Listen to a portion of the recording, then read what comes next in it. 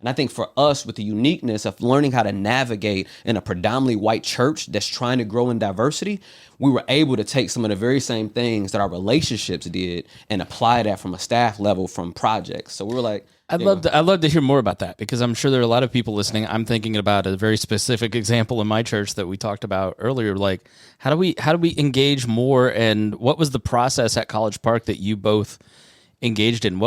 How did you engage unchurched people of different backgrounds? What was that strategy like that you've pushed in the church? Yeah, so one of the things that we locked in on was, like, I believe in pre-conversion discipleship. I don't know if you're familiar with that terminology, but explain it just in case someone isn't. Yeah, so I believe that when Jesus called the 12 disciples, they weren't trusting in Jesus, but he was like, "Yo, come follow me," and he showed them discipleship or knowing God is wisdom, right? So the process between not knowing God and knowing God, this gap right here, I can walk with you, and it's not just cracking open the scriptures. It's about also making decisions in wisdom to make your life better or more.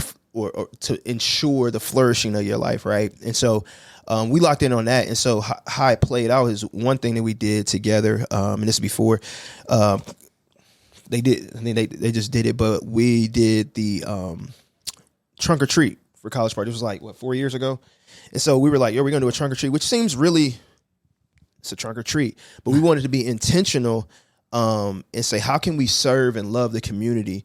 So let's set up a space and place where there's safety, where there's candy, where also we gave out free diapers and kids' clothes. It was like, oh, how do we serve and allow, instead of people, and granted people have to come to the church, but now we're becoming a resource to the community so people can come, we can serve, and we can walk with people wherever they are. In this particular case, it was mothers that we were kind of focusing on, single mothers. And families, like how does College Park become a space and place where people can just come and have an easy on-ramp to the church? And also the people at the church, what does discipleship look like for how to engage with these people?